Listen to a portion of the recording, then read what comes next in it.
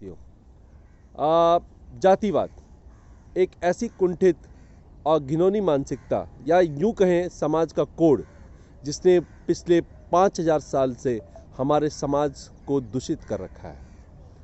ब्राह्मणवाद, मनुवाद के गर्भ से पैदा हुआ इस जातिवाद ने एक जाति विशेष में जन्म लेने के आधार पर ही किसी व्यक्ति को श्रेष्ठ या हीन बना देता है और उम्मीद की जाती है कि यदि किसी जाति विशेष में कोई व्यक्ति पैदा हुआ है तो वह अपने जो जाति विशेष के लिए निर्धारित व्यवहार है उसकी वो पूर्ति करता ही हो।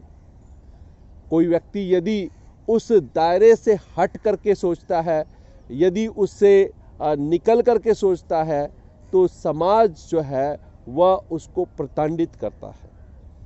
अब वह व्यक्ति चाहे ऊंची जाति में जन्मा व्यक्ति हो या निम्न जाति में जन्मा व्यक्ति हो, इस बात से कोई फर्क नहीं पड़ना चाहता है। हम आगे बढ़ने से पहले कह देंगे, किसी भी व्यक्ति का जन्म एक दुर्घटना मात्र है। किसी व्यक्ति का जन्म निम्न जाति में होता है या ऊंची जाति में होता है, या एक धर्म में होता है या दूसरे धर्म में होता है, एक क्षेत्र में होता है या दूसरे क्षेत्र में होता है, या एक देश में होता है या दूसरे देश में होता है, यह संयोग है। हम सभी मानव हैं, हम सभी की एक ही जाति है, वो है मानव जाति। हम होमो सेपियन समुदाय से बिलोंग करते हैं, हम संबंध रखते हैं, और इसके अलग हटकर यदि कोई व्यक्ति सोचता है तो वह कुंठित मानसिकता का शिकार है, इससे ज़्यादा कुछ नहीं। हमारे बीच में आज जो है कि दीपक शर्मा जी हैं, और दीपक शर्मा जी अपने हालिया अनुभव को आपके साथ साझा करेंगे कि इस जातिवादी व्यवस्था ने उनकी नौकरी को किस तरह से निगला। तो साथियों, हम दीपक शर्मा जी से बात करते हैं। दीपक जी, अपने बारे में बताइए। नमस्कार सर, मेरा नाम दीपक शर्मा है सर, और मेरा जन्म दिल्ली में हुआ है। और मैं सर इस बात को एक मानता हूँ, और बात मानने से नहीं, सच भी है कि जाति वाति नाम की कोई चीज़ नहीं होती। मनुष्य की एक जाति है कि वो मनुष्य है। Good, very good. और मनुष्य जन्म से महान कोई भी नहीं है, हर व्यक्ति कर्म से महान है। ऐसा भी हमारे कई महापुरुषों ने भी इस बात को उपदेश के जरिए समाज को दिया। लेकिन समाज में कुछ ऐसे लोग हैं जो इस व्यवस्था के जरिए लाभ कमा रहे हैं, और वो नहीं चाहते कि व्यवस्था खत्म हो। इसके लिए उन्होंने समाज को बांट रखा है वर्गों में, जैसे कि ब्राह्मण, क्षत्रिय, वैश्य, शूद्र। और इस व्यवस्था से उनका निजी फायदा है। वर्गों में या वर्णों में? वर्णों में। वो नहीं चाहते कि व्यवस्था खत्म हो, क्योंकि इस व्यवस्था पे ही उनका लाभ, उनका मुनाफा टिका हुआ है। ठीक है, सब पूंजीवाद भी कह सकते हैं। यस, आप अभी रिसेंटली कहीं काम कर रहे थे? सर, मैंने 3 दिसंबर 2020 को एक कंपनी में जॉब के लिए अप्लाई किया था, और मैं उसमें मुझे ऑफर भी आ गया एज ए। और उन्होंने मतलब कि नौकरी के साथ साथ आपको कोई सुविधाएं भी दे रखी थी? सर, उन्होंने मुझे एज ए सुपरवाइजर तौर पे प्रमोट किया था, रिक्रूट किया था। रिक्रूट किया था। तो मेरा काम था उस कंपनी में लेबरों के ऊपर और ऑपरेटर्स के ऊपर निगरानी करना। काम के दौरान वो अपने काम को तरीके से करें, बखूबी करें, और काम के दौरान सोए नहीं या टाइम पास ना करें, काम चोरी ना करें। अच्छा, काम तो मुझे ये था। अच्छा, तो आपने अपने जो जिम्मेदारी दी गई थी, ये जिम्मेदारी को कैसे पूरा कर रहे थे? सर, मैंने पूरा ईमानदारी से और पूरी बखूबी निभाया उसको। अच्छा, तो इसमें करना क्या होता था? इसमें सर मुझे, जैसा कि अभी मैंने आपको फिर बताया, अब दोबारा उसको मैं रिपीट करता हूँ कि उसमें मुझे कंपनी में मेरे अधीनस्थ काम करने वाले लेबरों को, श्रमिकों को, लेबरों को। नहीं, आप करते क्या थे इसके लिए, मतलब कि निगरानी करने के लिए करते क्या? सर, निगरानी करने के लिए एज ए मैं मतलब फिजिकली एक्टिव होकर चारों तरफ राउंड मारता था। हर किसी पे जाके राउंड मारता, देखता, सब पे फिजिकली एकदम बहुत सा राउंड मैदान में ग्राउंड लेवल पे काम करता था। ठीक है, तो इस दौरान क्या घटनाएं घटी? उसी दौरान सर हमारे बॉस ने मुझे काम और सौंपा, वो था साफ सफाई काम, क्योंकि मैंने सर से कंपनी के अंदर साफ सफाई, मतलब कि आपको साफ सफाई की जिम्मेदारी दी गई, मतलब कि आपको साफ सफाई करनी थी? नहीं सर, मुझे नहीं करनी थी ऐसा। इसके लिए कंपनी में 3 सफाई कर्मचारी रखे गए हैं। अच्छा, कौन कौन से कर्मचारी हैं? एक है, उनका नाम है विष्णु, दूसरे का नाम है अजय, तीसरे नाम है मोहन, अच्छा।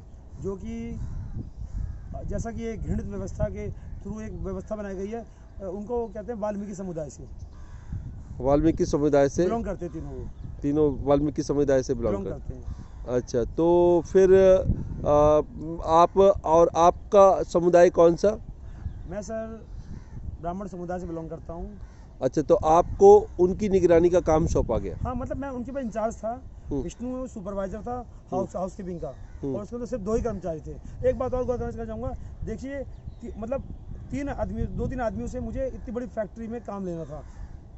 अच्छा, जबकि उस 2-3 काम के लिए कम से कम 5-6 कर्मचारी की और ज़रूरत है, लेकिन पूंजीवादी व्यवस्था के थ्रू ये पूंजीवाद मुनाफे पे चाहता है, मुनाफा कमाने के लिए मुनाफा तो बहुत चाहता है, लेकिन उसके लिए उस कर्मचारियों को रखना नहीं चाहता, लेकिन मतलब वो 1 आदमी से 10 आदमी काम लेना चाहता है। अच्छा, तो ये बताइए कि जो आपके अधीनस्थ ये कर्मचारी थे, इनके साथ आपके संबंध किस तरह के? सर, एकदम एक मित्र, एक फ्रेंडशिप के तौर पे, मित्रता के तौर पे मैं उनके सुपरवाइजर, मैं उनके इंचार्ज होने के साथ साथ उनका मित्र भी हूँ। ये मैंने उससे अपने संबंध बनाए, इस तरह के आपने संबंध बनाए थे।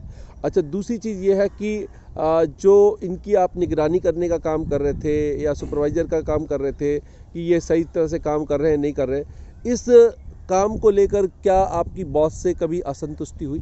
कभी नहीं। उनको मतलब कि कहने का मतलब है कि एक तरफ आपके मित्रवत संबंध अपने अधीनस्थ कर्मचारियों से भी थे, और दूसरी तरफ जो आप उनकी रिपोर्टिंग कर रहे थे, इस रिपोर्टिंग से या जो भी आप उनसे काम ले करके, बेशक वो जहाँ 5 कर्मचारी की आवश्यकता थी वहाँ पर 3 ही कर्मचारी रख रखे थे, लेकिन जो भी वो काम करके दे रहे थे उससे आपके बॉस भी असंतुष्ट नहीं थे? नहीं सर, बिल्कुल। ठीक है, फिर आगे घटना क्या घटी जिसकी वजह से उन्होंने आपको नौकरी से निकाला? सर, घटना ये घटी कि लास्ट मंथ मार्च में विष्णु, जो कि मेरे अंडर में काम करते हैं सुबह हाउस कीपिंग सुपरवाइजर तौर पे, उन्होंने मुझे अपने शादी में इनविटेशन दिया। शादी में इनविटेशन हाँ। दिया, तो फिर क्या हुआ, आप शादी में गए? बिल्कुल सर। एक छोटी सी बात करना चाहूँगा कि एक गाने का हिस्सा है कि हम है राही प्यार के, हमसे कुछ ना बोलिए, जो भी प्यार से मिला हम उसी के हो लिए। अच्छा। तो मेरे प्रेम से बड़ा कोई रिश्ता नहीं है, प्रेम और मित्रता से बड़ा कोई दुनिया का रिश्ता नहीं, इससे पवित्र रिश्ता। तो उसी बात को, उसी सिद्धांत को मानते हुए हम मेरे साथ काम करने वाले मेरे साथी विष्णु की शादी में मैंने सम्मिलित हुआ, और उसमें अकेला मैं ही नहीं, मेरी कंपनी से 3 लोग और गए मेरे साथ, जिन्होंने इसमें पार्टिसिपेट किया शादी में। जो 3 लोग और गए, तो जब शादी से आए उसके बाद क्या घटित हुआ? उसके बाद साथ उसका मुझे दुष्परिणाम भुगतना पड़ा। ये भुगतना पड़ा कि हमारे बॉस के रिलेटिव हैं मिस्टर कपिल जैन, जो कंपनी में एज ए, आप मान सकते हैं, जीएम के तौर पे हैं। जीएम के तौर पे काम करते हैं।